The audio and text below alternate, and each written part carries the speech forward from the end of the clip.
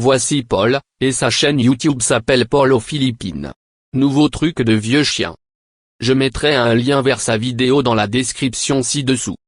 J'ai regardé beaucoup de ses vidéos et il dit de très bonnes choses.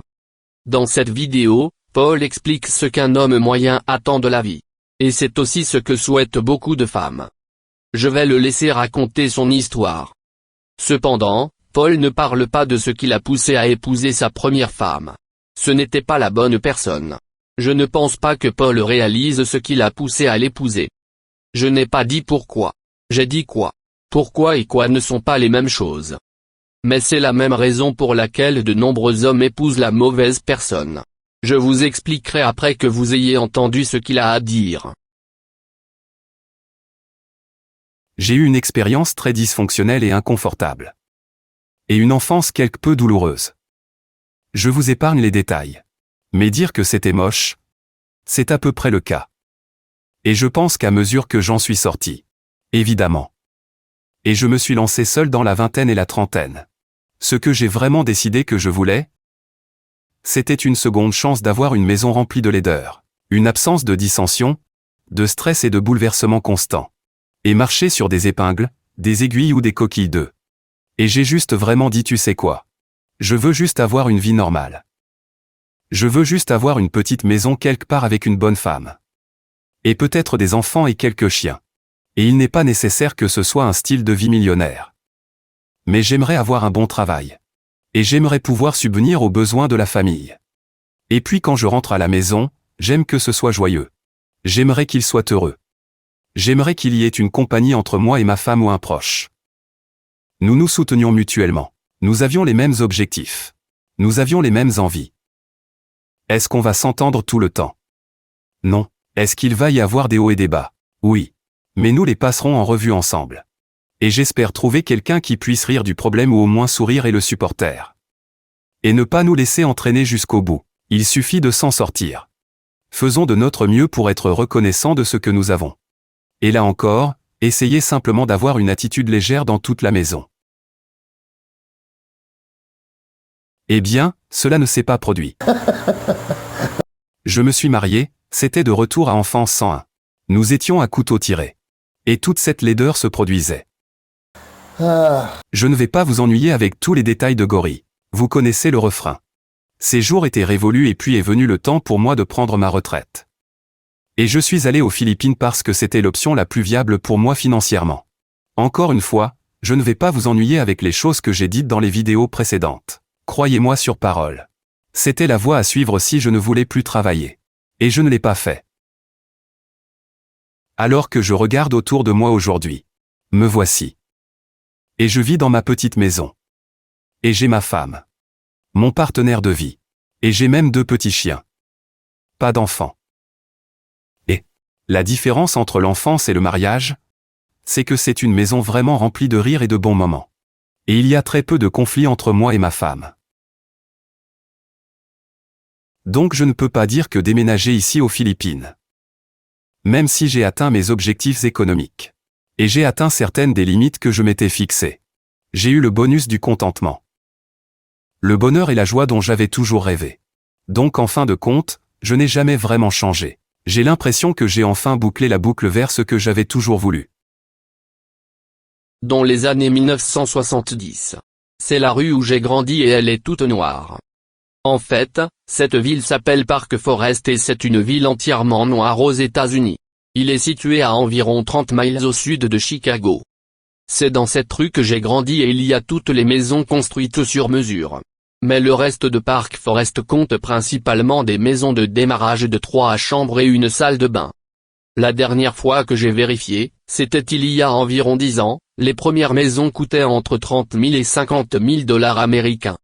Park Forest est toujours un endroit très sûr.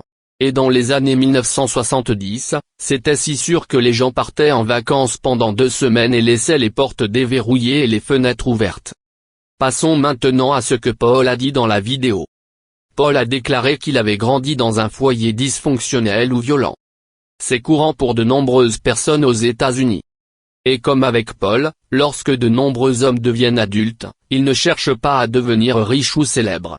Nous voulons juste être heureux. et cela signifie un foyer heureux avec une bonne femme. On pourrait donc penser que cela serait très simple et facile à réaliser.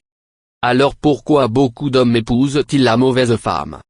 Dans les années 80, j'avais une amie qui obtenait son doctorat en psychologie. Elle m'a dit que de nombreuses personnes qui ont grandi dans un foyer dysfonctionnel ou violent développent les mêmes types de tactiques de survie. Cette tactique de survie est la capacité de pardonner. Vous devez continuellement pardonner, sinon vous deviendrez fou à cause de toute la douleur et de la déception que vous ressentez constamment. Les résultats peuvent être que lorsque vous devenez adulte, cela vous amène à ignorer les signaux d'alarme ou à créer des excuses pour le mauvais comportement des gens. De plus, lorsqu'on est élevé dans un foyer dysfonctionnel ou abusif, nous développons une grande tolérance au mauvais comportement. J'ai grandi dans une maison narcissique. Et dans un foyer narcissique, une personne est toujours désignée comme bouc émissaire. Et j'étais cette seule personne. Je parle donc d'expérience. Par conséquent, avant de se marier avec leur première femme, elle affichait probablement de nombreux signaux d'alarme et un mauvais comportement. Mais ces hommes ont continué à les ignorer et ont continué à justifier un tel comportement. En vieillissant, nous réalisons que les choses ne s'amélioreront jamais. Et qu'on ne peut plus supporter ce comportement. Et pour avoir été avec notre première femme, nous savons ce que nous ne voulons pas. Et cela nous a également donné l'éducation et l'expérience nécessaires pour connaître et reconnaître une femme qui poserait un gros problème à l'avenir. Ainsi, après notre divorce, nous avons recommencé à sortir ensemble. Nous pouvons désormais reconnaître immédiatement tous les signaux d'alarme. Cela a contribué à ce que les femmes de plus de 30 ans disent qu'elles ne peuvent pas trouver un homme bien. Il existe de nombreux hommes bons de plus de 30 ans, mais ils peuvent désormais reconnaître qui est une bonne femme et qui ne l'est pas. Et beaucoup de mères célibataires et de femmes divorcées ne sont pas de bonnes femmes. Je suis sorti avec ce type de femmes, et ce qui m'a sauvé de tous leurs mensonges, de leur éclairage et de leur manipulation est le suivant. Si elle fait quelque chose que vous ne ferez jamais, ou répondez d'une manière que vous ne feriez pas, alors elle ne vaut rien. Donc, si vous n'êtes pas sûr de la situation, ne savez pas ce qu'elle a fait. Si cela n'a pas de sens ou n'est pas logique par rapport à la façon dont elle l'a géré. Si cela n'a pas de sens ou n'est pas logique par rapport à la façon dont elle a répondu. Demandez-vous simplement si c'est quelque chose que vous feriez. Si la réponse est non, alors partez et ne regardez pas en arrière. Si les hommes faisaient cela davantage, ils éviteraient d'épouser la mauvaise femme. Pour m'assurer que les hommes plus jeunes comprennent à quoi ils font face, j'ai ajouté quelques règles pour les aider. Règle numéro 1. Si vous sortez ensemble et que la relation se transforme en montagne russe, cela signifie que la relation est bonne, puis mauvaise. Chaud, puis froid. Et très peu de moments calmes. Partir. Courir. Elle est instable émotionnellement ou psychologiquement. Ou alors elle essaie de vous manipuler. Et c'est ainsi que sera toujours la relation. Règle numéro 2. Si la plupart ou la totalité de ces relations passées ont abouti à de mauvaises ruptures, c'est ainsi que votre relation avec elle se terminera probablement. Comme l'a dit M. Kevin Samuels, le point commun à toutes ces relations, c'était elle.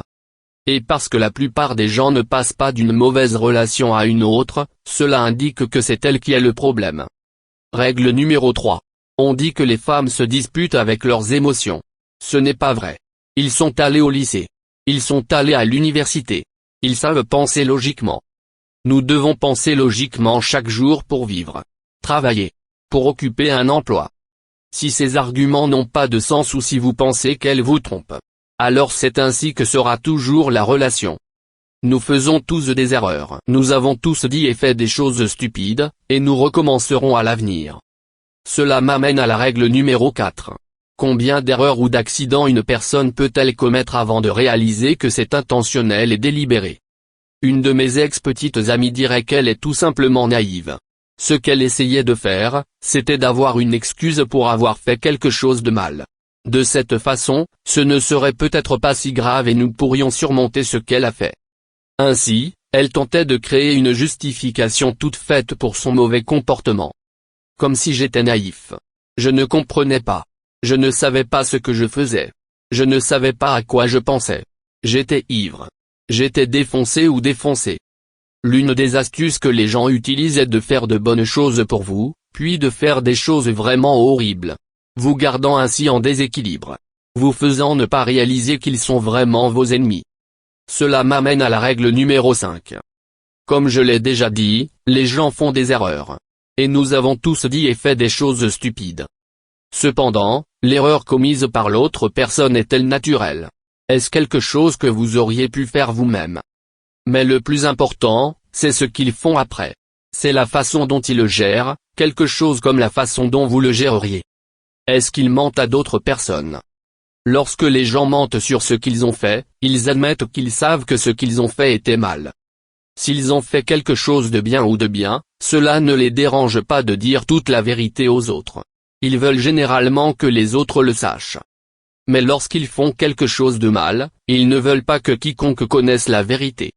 Ainsi, lorsqu'une femme dit aux autres que l'homme était possessif, contrôlant ou violent, et tu penses qu'elle ment, elle n'est pas bonne. Elle dira la même chose à votre sujet lorsque vous vous séparerez. Quand même. Kevin Samuels l'a toujours dit, sans rapport de police, vous ne pouvez pas les croire. Aux États-Unis, les femmes font tout le temps cela aux hommes. Et les mères célibataires font cela au père de leur bébé. Surtout s'il est désormais en couple avec une autre femme. Elle jouera la victime et tentera de ruiner votre réputation. Tout pour se faire bien paraître aux yeux des autres. Cela me ramène à la règle numéro 2. Ce qui veut dire que si la plupart ou la totalité de ces relations passées ont abouti à une mauvaise rupture, alors c'est ainsi que votre relation avec elle se terminera probablement. Soit elle continue de choisir le mauvais type d'homme, soit elle ne sait pas comment se comporter avec un homme honnête. Ainsi, le problème, c'est elle et ce sera toujours elle. Mais elle blâmera toujours l'homme. Ainsi, elle ne peut être tenue responsable de ses actes, de son mauvais comportement ou de sa mauvaise prise de décision.